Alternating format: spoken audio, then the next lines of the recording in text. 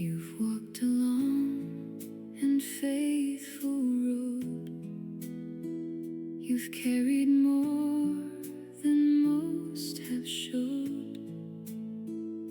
And though you may not see it clear, a life well lived has brought you here. A life well lived, a heart that gave through all the years, so kind and brave, and every step along the way has led you gently to today. You raised your children, kept your word.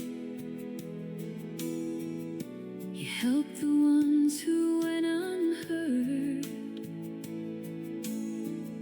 You gave your time, you gave your care, and left a little light everywhere. A life well lived, a heart that gave through all the years, so kind and brave, and every step along the way has led you gently to today. 대상자의 침상 세면을 돕는 방법으로 옳은 것은 1. 침대를 수평으로 하여 눕힌다. 2. 눈곱이 있는 눈을 먼저 닦는다. 3. 코, 뺨, 눈, 귀, 목 순서로 닦는다. 4. 면봉으로 귀 안쪽을 깊숙이 닦는다. 5. 코털이 코 밖으로 나와 있으면 깎아준다.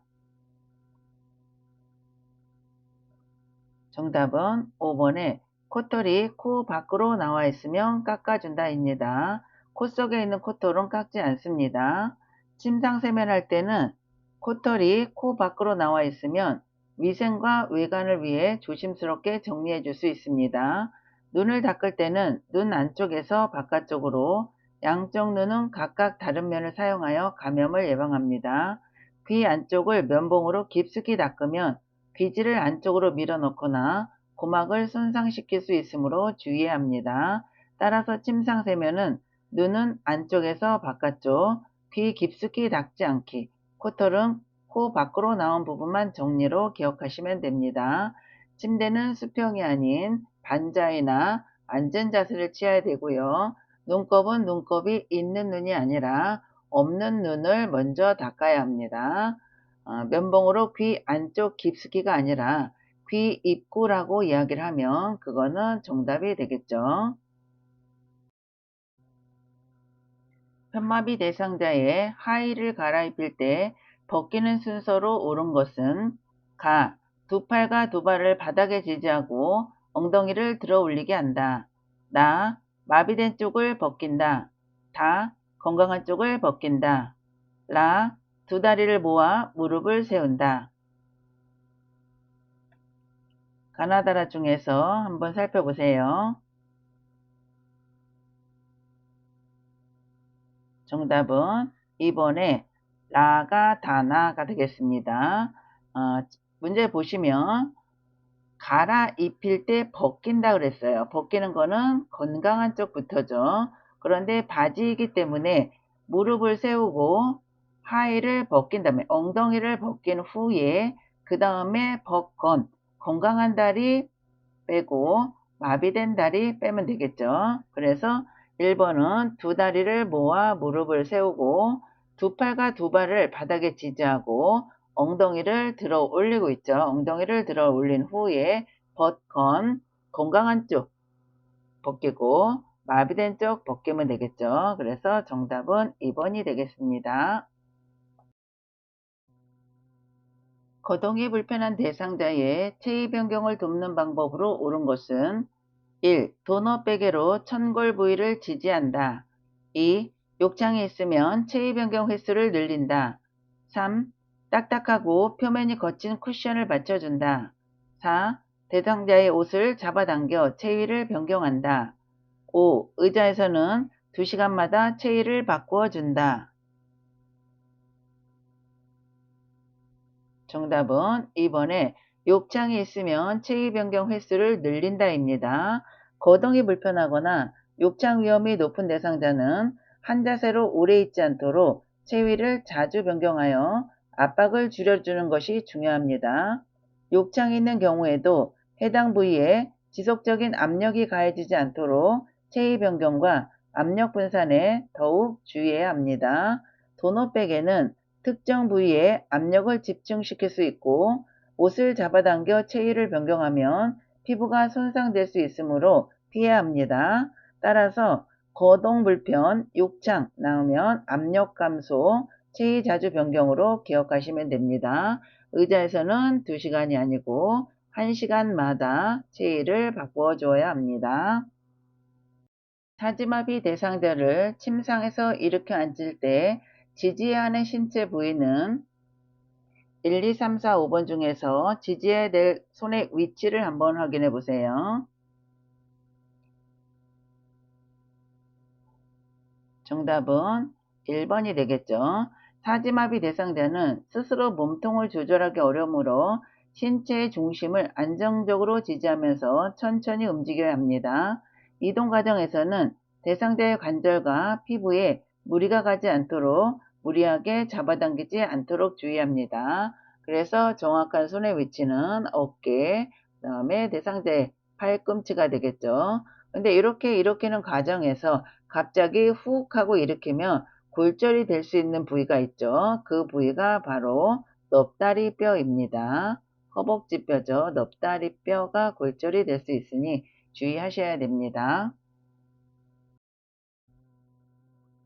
대상자를 휠체어에서 자동차로 이동시키는 순서는 가. 휠체어를 자동차와 비스듬하게 되도록 놓는다. 나. 대상자의 엉덩이를 휠체어 앞쪽으로 이동시켜 두 발이 지면에 닿게 내려놓는다. 다. 요양보호사의 무릎으로 대상자의 마비 쪽 무릎을 지지하면서 일으켜 자동차 시트에 앉힌다. 라. 휠체어의 잠금 장치를 고정한다. 마. 대상자의 엉덩이를 좌우로 이동시켜 자동차 시트에 깊숙이 앉게 한다. 가나다라 마 중에서 올바른 순서 한번 찾아보세요.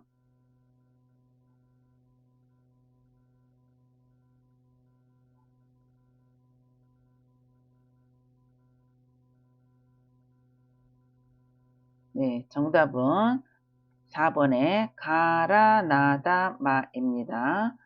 이렇게 가나다라 문제가 나오면 선생님들이 아주 헷갈리실 수가 있습니다. 그래서 문제를 계속 오르락내리락 하면서 다시 보실 수 있기 때문에 하시는 방법을 보시면 가나다라 문제가 나오면 예시에서 앞뒤를 한번 보세요. 여기 1, 2, 3, 4, 5번 보시면 네, 다 가가 맨 앞에 와 있고 마가 맨 뒤로 가 있습니다. 그러면 가하고 마는 볼 게 없는 거죠.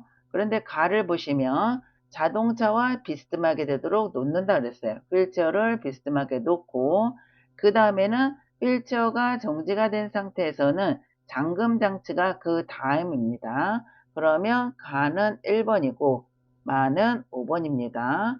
그럼 두 번째는 자동차에 휠체어를 갖다 놓으면 그 다음에는 잠금 장치라고 그랬죠. 그러면 2번은 라번이 되겠죠. 근데 두 번째 라는 4번하고 5번밖에 없습니다. 그러면 둘 중에 하나가 답이 되겠죠. 그 다음에는 나하고 다 남았죠. 나하고 다 중에서 누가 먼저인가를 한번 보시면 돼요. 엉덩이를 휠체어 앞쪽으로 이동시켜서 발이 지면에 닿는 게 먼저인지 자동차 시트에 앉히는 게 먼저인지를 보시면 발이 바닥에 닿아야지 엉덩이가 여기 앉겠죠, 시트에. 그러면 나가 더 우선이 되겠죠. 그래서 나가 3번이고 다가 4번이 되겠죠. 네, 그렇게 해서 찾으시면 됩니다. 왼쪽 편마비 대상자가 바닥에서 휠체어로 이동할 때 돕는 방법은 이 그림 문제는 대상자의 손과 발의 위치, 요양보호사의 손의 위치 이거를 잘 보셔야 되겠죠. 네, 정답은 2번이 되겠습니다.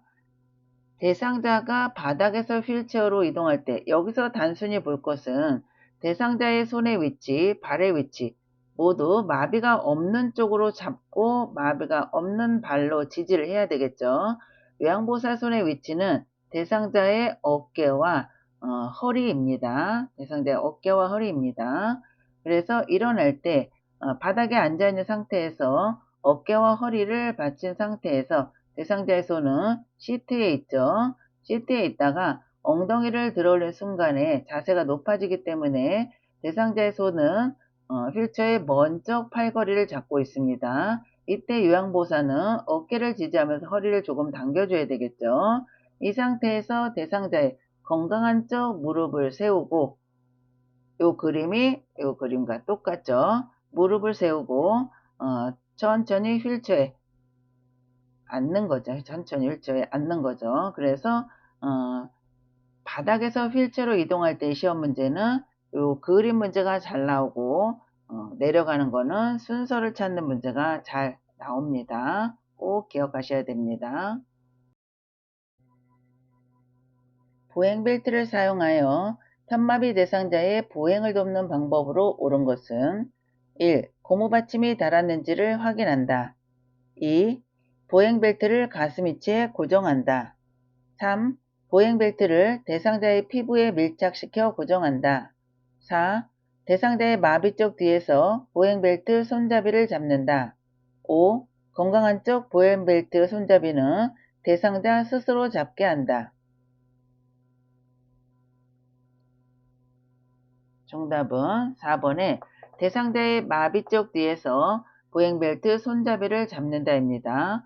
편마비 대상자의 보행을 도울 때는 요양보호사가 대상자의 마비 쪽 뒤에 서서 보행벨트의 손잡이를 잡아 안전을 확보합니다. 보행벨트는 가슴이 아니라 허리에 착용을 해야 되고요. 피부와 벨트 사이에 손가락이 들어갈 정도의 여유를 둡니다. 마비된 쪽에서 대상자의 균형이 무너질 가능성이 높기 때문에 마비 쪽을 지지하여 보행을 돕는 것이 중요합니다. 그래서 보행벨트의 위치는 허리, 요양보호사의 위치는 마비된 쪽 뒤, 목적은 마비된 쪽으로 넘어질 때 즉시 지지하기 위해서입니다. 다음 복지용구의 용도로 옳은 것은 1. 침상에서 용변 해결하기 2. 누운 자세에서 머리 감기기 3. 침상 옆에 놓고 앉아 배설하기 4. 신체 압력을 분산하여 욕창을 예방하기 5. 자세 변환 후 신체 부위를 편안하게 지지하기. 정답은 1번에 침상에서 용변 해결하기입니다. 간이변기는 거동이 불편하거나 화장실까지 이동하기 어려운 대상자가 침상 가까이에서 배설할 수 있도록 사용하는 용품입니다. 특히 침상에서 일어나거나 이동하기 어려운 대상자의 대변과 소변을 받을 때 사용합니다. 사용할 때는 대상자가 안전하고 편안한 자세를 유지하도록 돕고 배설 후에는 깨끗하게 세척하고 위생적으로 관리해야 합니다. 따라서 간이변기는 화장실 이동이 어려움, 침상 위에서의 배설로 기억하시면 됩니다. 대상자의 감염을 예방하기 위한 물품 관리 방법으로 옳은 것은 1. 카테터 등 고무 제품은 햇볕에 말린다. 2. 사용한 물품은 모아서 한꺼번에 소독한다. 3. 가래가 담긴 흡인병은 주 1회 깨끗이 닦는다. 4. 혈액이 묻은 물품은 더운 물로 닦고 찬물로 헹군다. 5. 사용한 카테터는 분비물이 빠지도록 물에 담가둔다. 정답은 5번에 사용한 카테터는 분비물이 빠지도록 물에 담가둔다입니다. 사용한 카테터는 분비물이 굳어서 붙지 않도록 물에 담가두어 세척이 쉽게 되도록 관리해야 합니다. 카테터 등 고무 제품은 햇볕에 직접 말리면 제품이 손상될 수 있으므로 직사광선을 피해야 합니다. 혈액이 묻은 물품은 뜨거운 물을 사용하면 혈액이 응고될 수 있으므로 찬물로 먼저 세척해야 합니다. 따라서 사용한 카테터는 물에 담가 분비물 제거, 세척, 소독으로 기억하시면 됩니다. 제가 대상자의 낙상을 예방하는 방법으로 옳은 것은 1. 길고 헐렁한 옷을 입힌다. 2.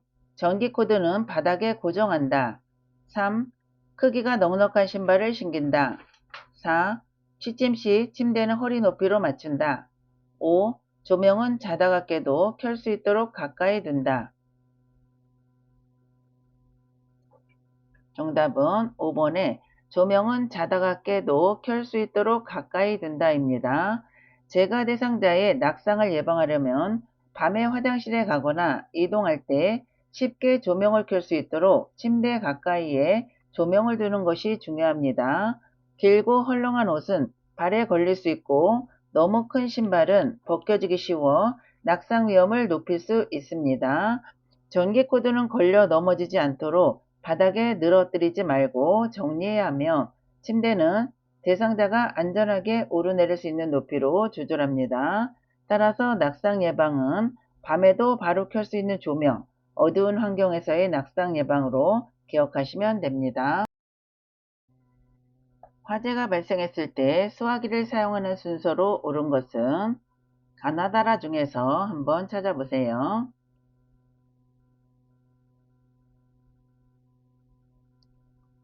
정답은 4번의 나라가다입니다. 나는 안전핀을 뽑기, 다음에 노즐을 잡고, 안전핀을 뽑고, 노즐을 잡고, 손잡이를 누르고, 불길을 향해서 빗자루로 쓸듯이 분사하기입니다. 고혈압 대상자에게 제공할 수 있는 저염 조리 음식은 1. 간장에 재운 깻잎 장아찌 2. 묵은지를 넣은 부대찌개 3. 카레가루를 입혀 구운 삼치 4. 우렁이를 넣고 끓인 강된장 5. 고추장으로 버무린 오이지 무침. 정답은 3번의 카레가루를 입혀 구운 삼치입니다. 고혈압 대상자는 소금과 나트륨 섭취를 줄이는 저염 식이를 하는 것이 중요합니다. 간장, 묵은지, 된장, 고추장 등 나트륨 함량이 높은 양념이나 절임식품을 사용하지 않습니다. 3번은 소금이나 간장 등의 짠 양념을 많이 사용하지 않고 삼치를 구워 제공하는 음식이므로 다른 선택지보다 저염 시기에 적합합니다. 제가 대상자의 주거 환경을 안전하게 관리하는 방법으로 옳은 것은 1. 얼굴을 비추도록 조명을 설치한다. 2. 다리 간격이 넓은 식탁을 사용한다. 3. 거실과 방이 구분되도록 문턱을 설치한다. 4. 사용하기 편하도록 깊은 욕조를 선택한다. 5. 열고 닫기 편하도록 둥근형 문고리를 설치한다. 정답은 2번에 다리 간격이 넓은 식탁을 사용한다입니다. 제가 대상자의 주거 환경을 안전하게 관리하려면 식탁의 다리 간격을 넓게 하여 의자나 휠체어가 안정적으로 들어갈 수 있도록 하는 것이 좋습니다. 얼굴만 비추는 조명보다 전체적인 이동 공간을 밝게 비추는 조명이 필요합니다. 문턱은 걸려 넘어질 위험이 있고 깊은 욕조는 출입 시 낙상 위험이 있으므로 피해야 합니다. 둥근형 문고리는 손에 힘이 약한 대상자가 돌리기 어려울 수 있어 일자형 손잡이가 더 적합합니다. 대상자가 외출할 때 동행하는 방법으로 옳은 것은 1. 구체적인 외출 계획을 세운다. 2. 보호자의 요구사항을 우선시한다. 3. 요양보호사의 개인 업무를 병행한다. 4. 외출의 만족 정도를 보호자에게 확인한다. 5. 예기치 못한 일이 발생할 경우 동료 요양보호사와 상의한다. 정답은 1번의 구체적인 외출 계획을 세운다입니다. 대상자의 외출을 도울 때는 대상자의 건강 상태와 욕구를 고려하여 외출의 목적, 장소, 시간, 이동 방법 등을 구체적으로 계획하는 것이 중요합니다. 외출 중에는 보호자의 요구보다 대상자의 의사와 안전을 우선해야 합니다. 요양보호사는 외출 중 개인적인 업무를 함께 처리해서는 안 되며 예상하지 못한 상황이 발생하면 기관의 지침에 따라 적절하게 대처해야 합니다. 인지기능이 저하된 치매 대상자의 일상생활을 돕는 방법으로 옳은 것은 1. 새로운 습관을 갖도록 도와준다. 2. 여가 활동을 침상에서 하게 한다. 3. 가구를 바꾸어 기분 전환을 돕는다. 4. 익숙한 사람과 규칙적인 생활을 하게 한다. 5. 할 수 있는 일을 서서히 줄여 대신해 준다. 정답은 4번에 익숙한 사람과 규칙적인 생활을 하게 한다입니다. 치매 대상자는 새로운 환경이나 갑작스러운 변화에 혼란을 느낄 수 있으므로 익숙한 사람과 함께 규칙적인 생활을 유지하도록 돕는 것이 중요합니다. 가구를 자주 바꾸거나 새로운 습관을 만들기보다는 익숙한 환경과 일상생활을 유지하는 것이 안정감을 줍니다. 대상자가 스스로 할 수 있는 일은 최대한 직접 하도록 격려하여 잔존 능력을 유지하고 자존감을 높여야 합니다. 치매 대상자가 시설에서 반복적으로 집에 언제 가요? 라고 할 때 대처 방법으로 옳은 것은 1. 질문을 못 들은 척 한다. 2. 시설의 규칙을 설명한다. 3. 마당에 꽃을 보러 나가자고 한다. 4. 복잡한 일거리를 주어 집중하게 한다. 5. 가족을 기다릴 수 있도록 문 앞에 의자를 놓아준다.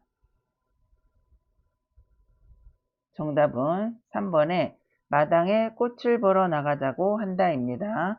치매 대상자가 같은 질문을 반복할 때는 질문을 무시하거나 논리적으로 설명하기보다 관심을 다른 활동으로 자연스럽게 전환하는 것이 좋습니다.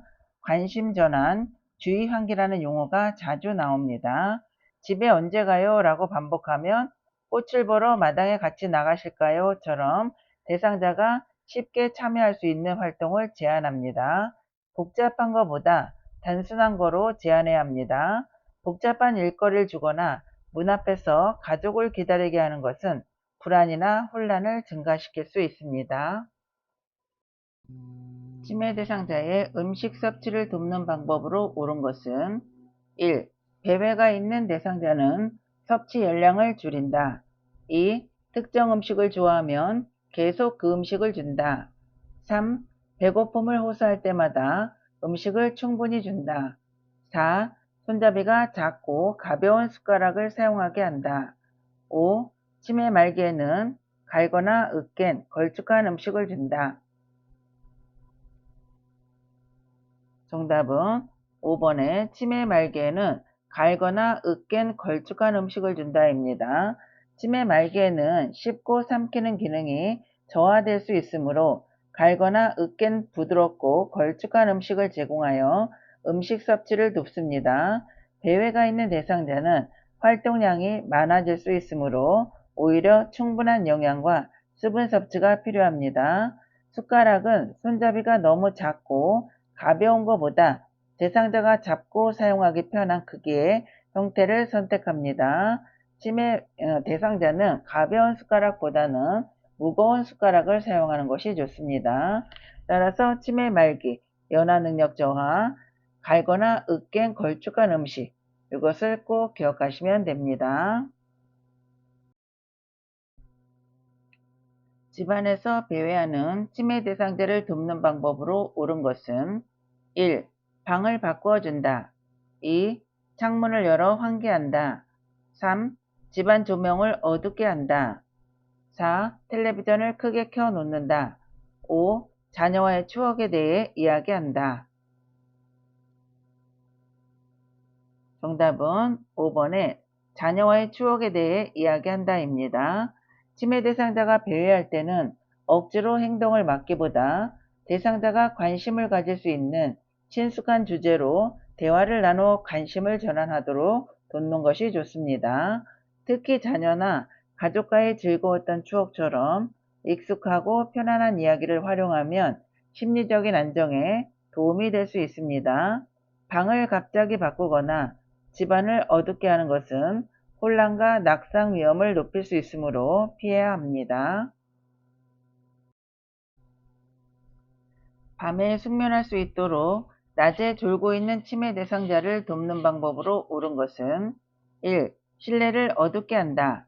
2. 침대로 가서 눕게 한다. 3. 조용한 음악을 틀어준다. 4. 주기적으로 말을 걸어준다. 5. 어깨를 흔들며 큰 소리로 깨운다.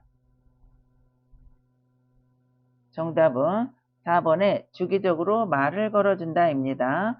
치매 대상자가 낮에 졸고 있을 때는 낮 동안 적절한 활동과 각성을 유지하도록 돕는 것이 밤에 숙면하는 데 도움이 됩니다.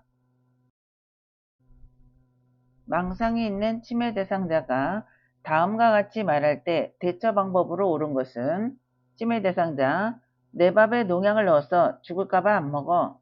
요양보호사 1. 누가 넣었다고 생각하세요? 2. 그럼 지금 경찰에 신고할게요. 3. 안 넣었으니까 안심하고 드세요. 4. 왜 농약을 넣었다고 생각하세요? 5. 제가 먼저 먹어볼게요. 같이 드세요. 정답은 5번에 제가 먼저 먹어볼게요. 같이 드세요입니다. 치매 대상자가 음식에 독이나 농약이 들어갔다고 의심할 때는 그 생각을 강하게 부정하거나 따지기보다 대상자의 불안을 낮추는 것이 중요합니다. 요양보호사가 먼저 먹어 보이는 이런 행동을 통해 대상자가 안심하고 식사할 수 있도록 돕는 방법이 적절합니다. 왜 그렇게 생각하세요? 라고 계속 추궁하거나 경찰에 신고하겠다고 하는 것은 대상자의 불안과 의심을 더욱 키울 수 있습니다. 목욕을 시키기 위해 치매 대상자의 옷을 벗기려 하자 거칠게 발버둥칠 때 대처 방법으로 옳은 것은 1. 혼자서 목욕하라고 말한다. 2. 행동을 신속하게 제지한다. 3. 목욕하기 싫은 이유를 물어본다. 4. 여러 요양보호사와 함께 목욕을 시킨다. 5. 목욕을 중지하고 조용한 방에서 쉬게 한다. 정답은 5번에 목욕을 중지하고 조용한 방에서 쉬게 한다입니다. 치매 대상자가 목욕을 거부하며 거칠게 발버둥 치는 경우에는 억지로 진행하지 않고 목욕을 중지하여 안전을 확보해야 합니다. 대상자를 여러 명이 붙잡거나 행동을 강제로 제지하면 불안과 저항이 더욱 심해질 수 있습니다. 조용하고 안정된 환경에서 충분히 쉬게 한 후 대상자의 상태가 안정되면 다시 목욕을 시도할 수 있습니다. 치매 대상자가 해질녘만 되면 다른 대상자의 사물함에서 옷을 꺼낼 때 대처 방법으로 옳은 것은 1. 어르신 옷을 같이 찾아봐요 라며 이끈다. 2. 왜 남의 옷을 가져가세요 라며 소리친다. 3. 옷은 내일 찾고 주무세요 라고 하며 조명을 끈다. 4. 남의 옷에 손을 대면 안 돼요 라며 옷을 정리한다. 5. 자꾸 이러시면 독방으로 가셔야 해요 라며 단호하게 말한다. 정답은 1번에 어르신 옷을 같이 찾아봐요 라며 이끈다입니다. 치매 대상자가 해질녘에 반복적으로 물건을 찾거나 다른 사람의 물건을 꺼내는 경우에는 행동을 강하게 제지하거나 야단치기보다 자연스럽게 다른 행동으로 전환하는 것이 좋습니다. 어르신 옷을 같이 찾아봐요 라고 말하며 대상자의 관심을 다른 곳으로 돌리고 함께 행동하면 불안과 혼란을 줄이는 데 도움이 됩니다. 소리를 지르거나 벌을 주겠다고 위협하면 대상자의 불안과 문제 행동이 더욱 심해질 수 있습니다.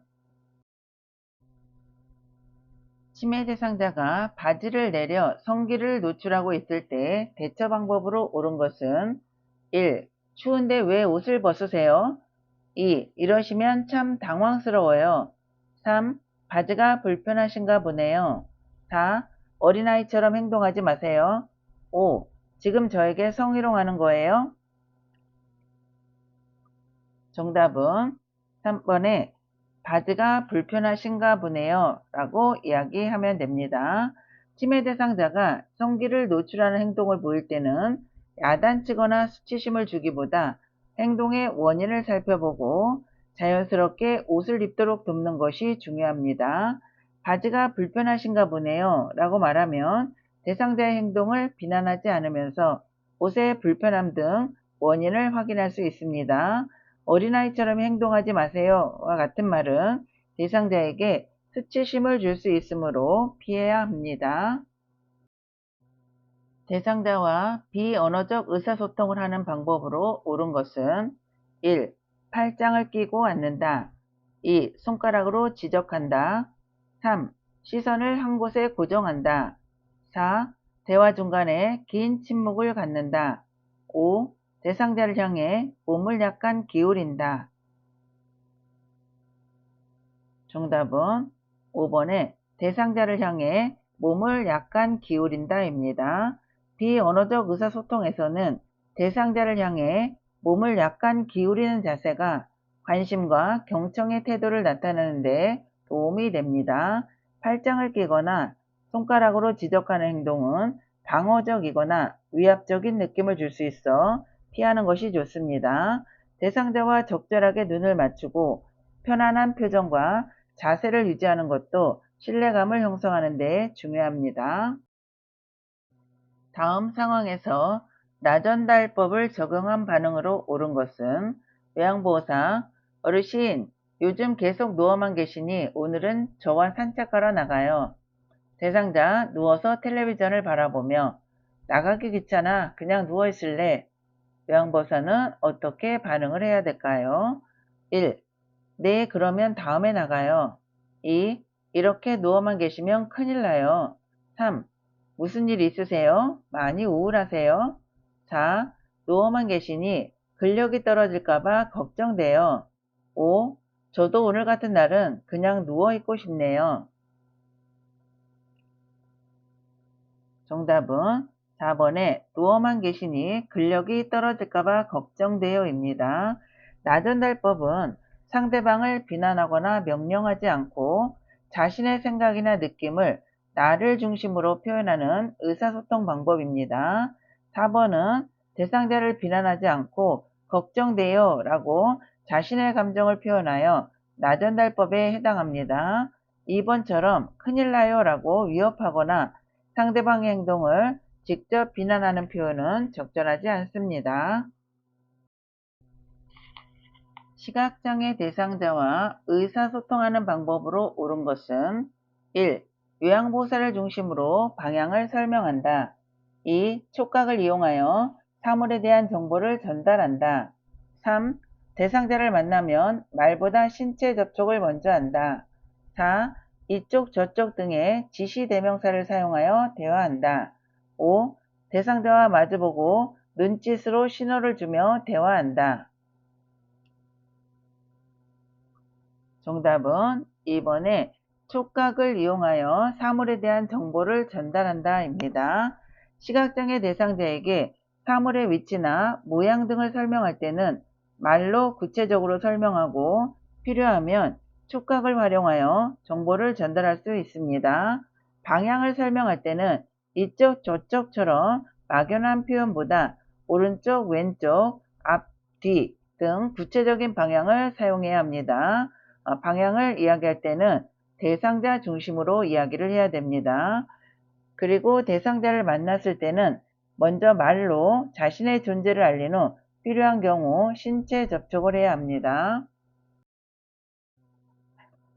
청각 기능이 저하된 대상자와 의사소통하는 방법으로 옳은 것은 1. 고음의 큰 소리로 말한다. 2. 빠른 속도로 반복하여 말한다. 3. 친근하게 느끼도록 반말로 말한다. 4. 대상자의 귀에 대고 속삭이듯 말한다. 5. 밝은 장소에서 입을 크게 벌리며 말한다. 정답은 5번에 밝은 장소에서 입을 크게 벌리며 말한다입니다. 청각 기능이 저하된 대상자와 대화할 때는 밝은 장소에서 대상자와 얼굴을 마주보고 입모양이 잘 보이도록 말하는 것이 중요합니다.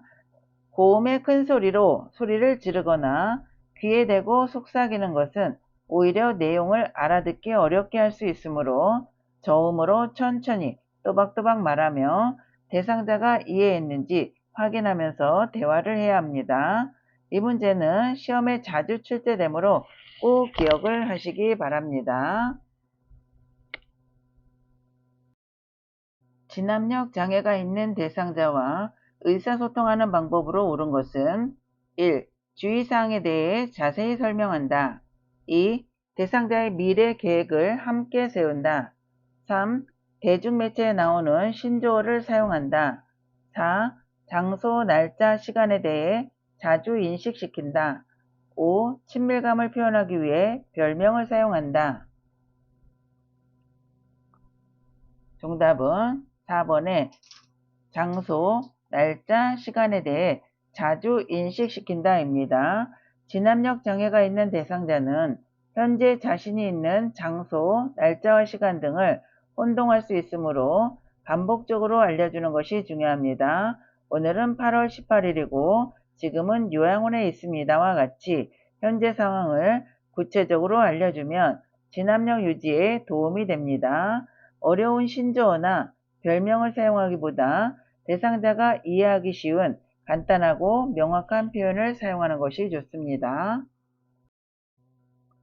대상자가 떡을 먹던 중 갑자기 양손으로 목을 잡고 괴로워할 때 대처 방법으로 옳은 것은 1번부터 5번 그림 한번 보실게요. 네, 정답은 1번이 되겠습니다. 대상자의 뒤에 서서 대상자의 배꼽과 명치 중간에 주먹을 쥐고 후상박으로 밀어 올리면 되겠죠. 대상자에게 심폐소생술을 할 때 자동 심장 충격기를 사용하는 방법으로 옳은 것은 1. 왼쪽 빗장뼈 밑과 오른쪽 중간 겨드랑이 선에 패드를 붙인다. 2. 패드를 붙인 후 전원을 켠다. 3. 심장 리듬 분석 중에는 인공호흡을 한다. 4. 제세동을 위한 충전 중에는 가슴 압박을 한다. 5. 충격이 전달된 즉시 대상자의 반응과 호흡을 재확인한다. 정답은 4번에 제세동을 위한 충전 중에는 가슴 압박을 한다입니다. 자동 심장 충격기가 제세동을 위해 충전되는 동안에는 가슴 압박을 계속하여 심폐소생술이 중단되는 시간을 최소화합니다. 다만 AED가 심장 리듬을 분석하거나 실제 충격을 전달하는 순간에는 대상자에게서 손을 떼야 합니다. 충격이 전달된 후에는 반응과 호흡을 확인하기보다 즉시 가슴 압박을 재개하여 심폐소생술을 계속합니다. 1번은 왼쪽 빗장뼈 밑이 아니라 오른쪽 빗장뼈 밑이 되겠죠. 오른쪽 빗장뼈 그리고 왼쪽 중간 겨드랑이 선 여기가 위치가 되겠죠. 패드를 붙인 후 전원이 아니라 전원을 켠 후 패드를 부착을 해야 되고요. 심장 리듬 분석 중에는 손을 떼야 됩니다. 의식을 잃고 쓰러져 있는 대상자에게 심폐소생술을 시행하는 방법으로 옳은 것은 1. 분당 60배의 속도로 가슴을 압박한다. 2. 얼굴을 옆으로 돌려 기도를 개방한다. 3. 양팔의 팔꿈치를 곧게 펴서 가슴을 압박한다. 4. 대상자의 가슴이 약 2cm 눌릴 수 있게 살짝 압박한다. 5. 가능하긴 가슴 압박, 도움 요청, 기도 유지 순으로 실시한다. 정답은 3번에 양팔의 팔꿈치를 곧게 펴서 가슴을 압박한다입니다. 심폐소생술을 할 때는 양팔의 팔꿈치를 곧게 펴고 어깨가 가슴 압박 부위에 바로 위에 오도록 하여 수직으로 압박합니다. 성인 대상자의 가슴 압박은 분당 100에서 120배, 약 5cm 깊이로 시행하는 것이 중요합니다. 기도는 얼굴을 옆으로 돌리는 것이 아니라 머리를 뒤로 젖히고 턱을 들어 올려 확보합니다. 그래서 1번은 60회가 아니라 100에서 120회이고요. 대상자의 가슴은 5cm가 눌리도록 압박을 해야 됩니다. 순서는 반응 확인, 도움 요청, 가슴 압박, 기도 유지 이 순서로 실시를 합니다. 수정 확대 가족의 특징으로 옳은 것은 1. 조부모와 손자녀로 구성되어 있다. 2. 결혼한 자녀와 부모가 함께 거주한다. 3. 노인과 친인척 간의 교류가 활발하다. 4. 부모 중 한 명과 미성년 자녀가 함께 산다. 5. 성인 자녀가 근거리에 살면서 노부모를 보살핀다. 정답은 5번에 성인 자녀가 근거리에 살면서 노부모를 보살핀다입니다. 수정확대 가족은 부모와 자녀가 한 집에서 함께 살지는 않지만 성인 자녀가 가까운 거리에 살면서 노부모를 돌보고 서로 도움을 주고받는 가족 형태입니다. 2번은 결혼한 자녀와 부모가 함께 사는 확대 가족의 특징에 해당하고요. 4번은 부모 중 한 명과 미성년자, 자녀가 함께 사는 한부모 가족을 의미합니다. 노년기의 심리적 특성으로 옳은 것은 1. 외향성이 나타난다. 2. 의존성이 증가한다. 3. 의사결정이 빠르다. 4. 친근한 사물에 대한 애착이 사라진다. 5. 일을 처리할 때 새로운 방식을 선호한다. 정답은 2번에 의존성이 증가한다입니다.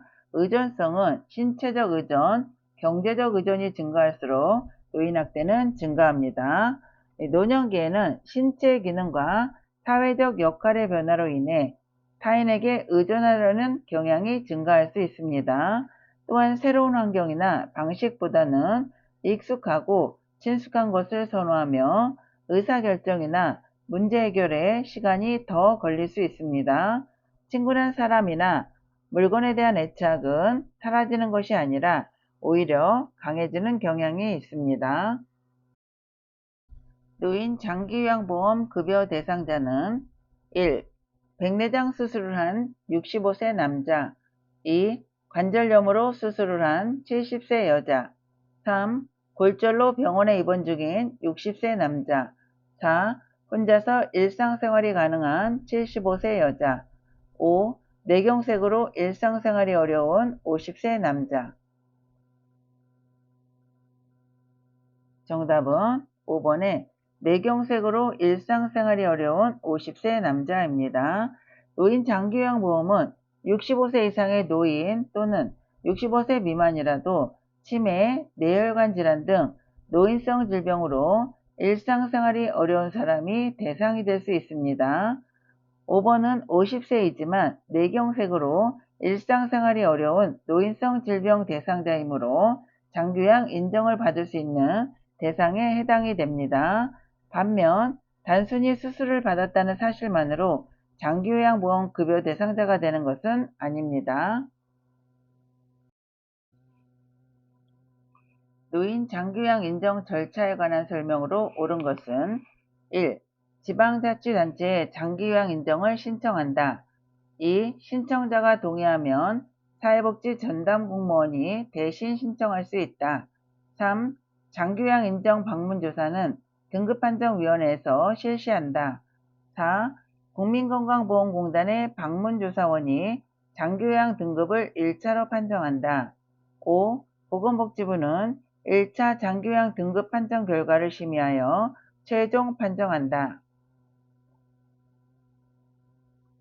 정답은 2번에 신청자가 동의하면 사회복지 전담 공무원이 대신 신청할 수 있다입니다. 장기요양 인정 신청은 국민건강보험공단에 신청하며 본인이 신청하기 어려운 경우 일정한 요건에 따라 대리 신청이 가능합니다. 신청자나 가족이 동의하면 사회복지 전담 공무원이 신청을 대행할 수 있습니다. 공단의 방문조사원이 대상자의 심신 상태 등을 조사하지만 최종 장기요양 등급은 등급판정위원회에서 판정합니다. 노인요양시설에서 대상자에게 장기요양급여를 제공한 후 비용을 청구하는 곳은 1. 보건복지부 2. 지방자치단체 3. 근로복지공단 4. 국민건강보험공단 5. 중앙노인보호전문기관. 정답은 4번의 국민건강보험공단입니다. 노인요양시설 등 장기요양기관은 대상자에게 장기요양급여를 제공한 후 그 비용을 국민건강보험공단에 청구합니다. 국민건강보험공단은 장기요양보험의 보험자로서 장기요양급여 비용을 심사하고 지급하는 역할을 합니다. 보건복지부는 장기요양보험 제도의 정책과 운영을 관리 감독하고 지방자치단체는 지역의 복지행정 등을 담당합니다. 요양보호 서비스 제공 원칙으로 옳은 것은 1. 대상자 가족 중심으로 서비스를 제공한다. 2. 대상자가 자립생활을 할 수 있도록 지원한다. 3. 응급상황 시 우선순위에 따라 의료행위를 한다. 4. 대상자의 개인적 욕구보다 기관의 지침을 중시한다. 5. 대상자의 상태가 달라지면 요양보호사가 서비스를 조정한다. 정답은 2번에 대상자가 자립생활을 할 수 있도록 지원한다입니다. 요양보호 서비스는 대상자가 스스로 할 수 있는 능력을 최대한 유지하고 자립적인 생활을 할 수 있도록 지원하는 것이 기본 원칙입니다. 요양보호사가 모든 일을 대신해 주는 것이 아니라 대상자가 할 수 있는 일은 스스로 하도록 돕는 것이 중요합니다. 응급 상황에서는 요양보호사가 의료 행위를 해서는 안 되며 응급처치는 가능합니다. 대상자의 상태 변화에 따른 서비스 조정은 기관의 절차에 따라야 합니다. 노인장기요양보험 표준 서비스 중 개인활동 지원 서비스 내용에 해당하는 것은 1. 말벗 2. 편지 대필 3. 구강관리 돕기 4. 청소 및 주변 정돈 5. 관공서 방문 시 동행. 정답은 5번의 관공서 방문 시 동행입니다. 개인활동 지원 서비스는 대상자가 일상생활에서 필요한 개인적인 활동을 할 수 있도록 돕는 서비스입니다. 관공서 방문, 은행 업무, 외출 등에 동행하여 이동과 활동을 지원하는 것이 개인활동 지원에 해당합니다. 말벗은 정서 지원, 구강관리는 신체활동 지원, 청소 및 주변 정돈은 가사 및 일상생활 지원에 해당합니다. 다음에서 시설 대상자가 침해받은 권리는 대상자의 휴대전화 사용을 제한함, 사전 동의 없이 대상자의 사진을 촬영함, 1. 차별을 받지 않을 권리 2. 신체 구속을 받지 않을 권리 3. 충분한 정보를 제공받을 권리 4. 사생활과 비밀 보장에 관한 권리 5. 시설 정보에 대한 접근성을 보장받을 권리. 정답은 4번의 사생활과 비밀 보장에 관한 권리입니다.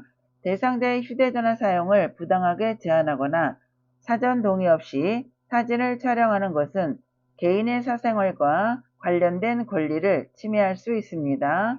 노인요양시설에서는 대상자의 사생활과 개인정보를 보호하고 비밀을 보장해야 합니다.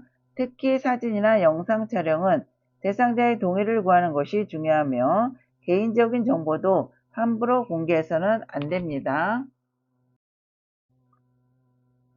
인지기능을 상실한 노인을 고의적으로 가출하게 하는 학대 유형은 1. 유기 2. 자기방임 3. 정서적 학대 4. 신체적 학대 5. 경제적 학대. 정답은 1번의 유기입니다. 인지기능을 상실한 노인을 보호하거나 돌보지 않고 고의적으로 가출하게 하는 행위는 유기에 해당합니다. 유기는 보호가 필요한 노인을 버리거나 방치하여 안전과 생존을 위협하는 행위를 말합니다. 자기방임은 노인 스스로 자신의 건강이나 안전을 돌보지 않는 경우이며 다른 사람이 의도적으로 방치하는 것과 구별해야 합니다. 다음에 해당하는 성희롱 유형은 음란한 사진을 전송함, 고의적으로 엉덩이를 노출함, 1. 육체적 성희롱, 2. 언어적 성희롱, 3. 시각적 성희롱, 4. 심리적 성희롱, 5. 사회적 성희롱. 정답은 3번의 시각적 성희롱입니다. 음란한 사진을 보내거나 신체를 고의적으로 노출하는 행위는 눈으로 보게 하여 성적 불쾌감이나 수치심을 유발하는 시각적 성희롱에 해당합니다. 시각적 성희롱에는 음란한 사진, 그림, 영상 등을 보여주거나 성적인 신체 부위를 의도적으로 노출하는 행위 등이 포함됩니다. 상대방이 원하지 않는 성적인 시각 자료를 보여주는 것도 성희롱이 될 수 있으므로 주의해야 합니다. 요양보호사 채용 과정에서 기관장이 다음과 같이 말했을 때 요양보호사가 침해받은 권리는 지원서를 보니 나이가 많아 어르신을 돌보는 업무가 힘들 것 같네요. 1. 자유권, 2. 참정권, 3. 평등권, 4. 신체적 안전보장 권리, 5. 휴식 및 여가 보장 권리. 정답은 3번의 평등권입니다. 채용 과정에서 나이를 이유로 지원자를 불리하게 대우하는 것은 합리적인 이유 없이 차별하는 행위이므로 평등권 침해에 해당합니다. 모든 사람은 나이, 성별 등의 이유로 부당한 차별을 받지 않고 동등하게 대우받을 권리가 있습니다. 따라서 개인의 능력이나 업무 수행 가능성을 객관적으로 판단하지 않고 나이만으로 채용을 제한해서는 안 됩니다. 대상자에게 서비스를 제공할 때 요양보호사가 지켜야 할 직업윤리 원칙은 1. 개인의 선호를 인정한다. 2. 대상자와 수직적인 관계를 유지한다. 3. 학대 발견 시 가족에게 알리지 않는다. 4. 업무에 협조하지 않을 경우 서비스를 종결한다. 5. 종교에 상관없이 시설 내 종교 행사에 참석시킨다. 정답은 1번의 개인의 선호를 인정한다입니다. 요양보호사는 대상자의 개인적인 가치관, 생활습관, 취향과 선호를 존중하면서 서비스를 제공해야 합니다.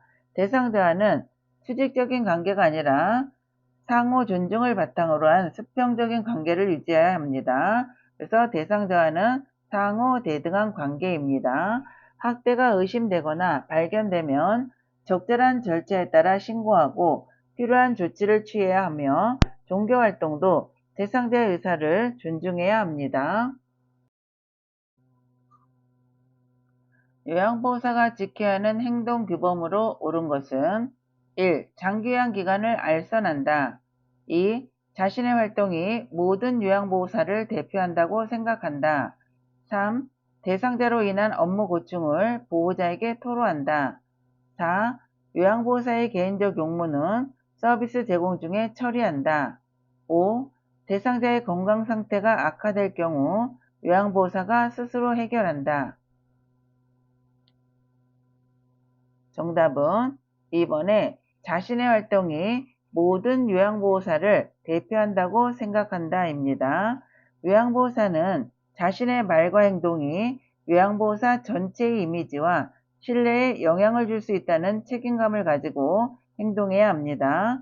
따라서 자신의 활동이 모든 요양보호사를 대표한다는 생각으로 전문성과 책임감을 갖고 업무에 임하는 것이 중요합니다.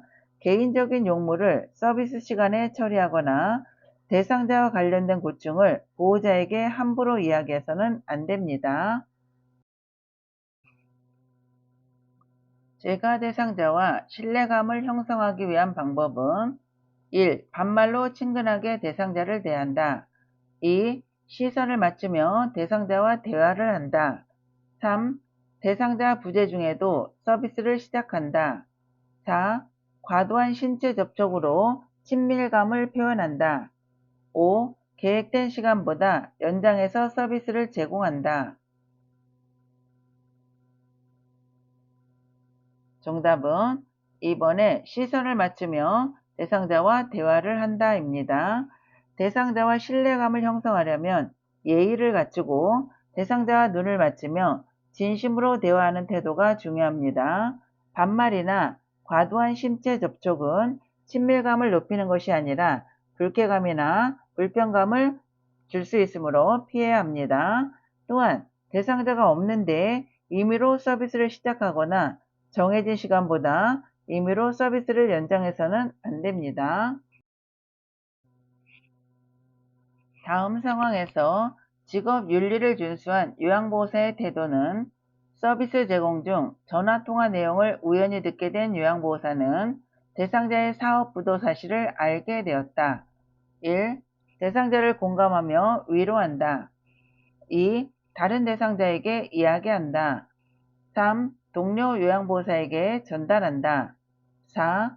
대상자에게 부도 사유를 묻는다. 5.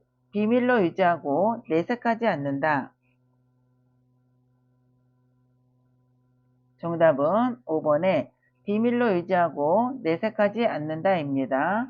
요양보호사는 업무 중 알게 된 대상자의 개인적인 사생활과 비밀을 보호해야 할 직업 윤리가 있습니다. 대상자의 사업 부도와 같은 개인적인 정보는 다른 대상자나 동료에게 함부로 전달해서는 안 됩니다. 대상자에게 사적인 내용을 캐묻거나 자신이 알고 있다는 것을 드러내는 것도 적절하지 않습니다. 요양보호사에게 나타날 수 있는 수근관 증후군에 관한 설명으로 옳은 것은 1. 밤에 통증이 완화된다. 2. 손목을 굴곡시키면 통증이 감소된다. 3. 손목에서 팔꿈치까지 강직이 나타난다. 4. 손을 털면 저림과 통증이 완화될 수 있다. 5. 새끼손가락과 연결된 손바닥 감각이 둔해진다. 정답은 4번에 손을 털면 저림과 통증이 완화될 수 있습니다. 수근관 증후군은 손목의 정중신경이 압박되어 엄지, 검지, 중지와 약지 일부에 저림과 통증이 나타날 수 있는 질환입니다. 특히 증상이 밤에 심해지는 경우가 많으며 손을 털거나 흔들면 증상이 일시적으로 완화될 수 있습니다. 5의 새끼손가락적 감각 이상은 정중신경이 아니라 척골신경과 관련된 증상이므로 틀립니다. 위에 있는 그림을 보시면 손바닥을 정면을 향하게 하고 요양보호사 쪽으로 당기는 거, 또 손목을 아래로 내려서 당기는 거, 이거는 수근관 증후군의 예방법입니다. 이거는 예방법에 해당이 되고요. 밑에 있는 그림은 손목을 구부려서 손등을 맞대고 미는 동작을 1분 정도 유지를 하게 되면 저림 증상이 나타나요. 이럴 때는 수근관 증후군을 진단하는 진단법에 해당이 됩니다. 그림 문제 찾는 것도 시험에 잘 나옵니다. 수근관 증후군은 시험에 자주 나오기 때문에 그거는 꼭 알고 계셔야 합니다. 감염 발생 가능성이 높은 요양보호사의 행위는 1. 손톱을 둥글고 짧게 자른다. 2. 정기적으로 건강검진을 받는다. 3. 목욕 후 피부에 보습제를 바른다. 4. 비닐장갑을 끼고 흡인병을 비운다. 5. 손으로 입과 코를 가리고 기침한다. 정답은 5번에 손으로 입과 코를 가리고 기침한다입니다. 기침이나 재채기를 할 때 손으로 입과 코를 가리면 손에 호흡기 분비물이 묻어 다른 사람이나 물품으로 감염이 전파될 수 있습니다. 따라서 손보다는 휴지나 팔꿈치 안쪽으로 입과 코를 가리는 기침 예절을 지켜야 합니다. 손톱을 짧게 관리하고 건강검진을 받으며 오염된 흡인병을 처리할 때 장갑을 착용하는 것은 감염 예방에 도움이 됩니다. 시설 대상자가 아침에 속이 쓰리다고 말할 때 요양보호사의 반응으로 옳은 것은 1. 지금 당장 병원에 가야 해요. 2. 위장약을 먹어야 할 것 같네요. 3. 괜찮아요. 저는 아침마다 그래요. 4. 제가 현재 상태를 간호사에게 전할게요. 5. 위가 쉬어야 하니까 아침 식사를 거르세요. 정답은 4번에 제가 현재 상태를 간호사에게 전할게요입니다. 요양보호사는 대상자의 건강 상태의 변화나 이상 증상이 나타나면 임의로 판단하거나 의료 행위를 하지 않고 간호사 등에게 보고해야 합니다. 속쓰림의 원인을 요양보호사가 판단하여 약을 권하거나 식사를 거르게 해서는 안 됩니다. 대상자가 호소하는 증상과 상태를 정확하게 관찰하고 전달하는 것이 요양보호사의 중요한 역할입니다. 관찰자의 역할, 정보 전달자의 역할에 해당된다는 것도 함께 기억하시면 됩니다. 노화로 간 기능이 변화되어 나타날 수 있는 결과는 1. 당내성 증가, 2. 타액 분비 증가, 3. 칼슘 흡수 증가, 4. 위산 분비 저하, 5. 약물 대사 능력 저하. 정답은 5번의 약물 대사 능력 저하입니다.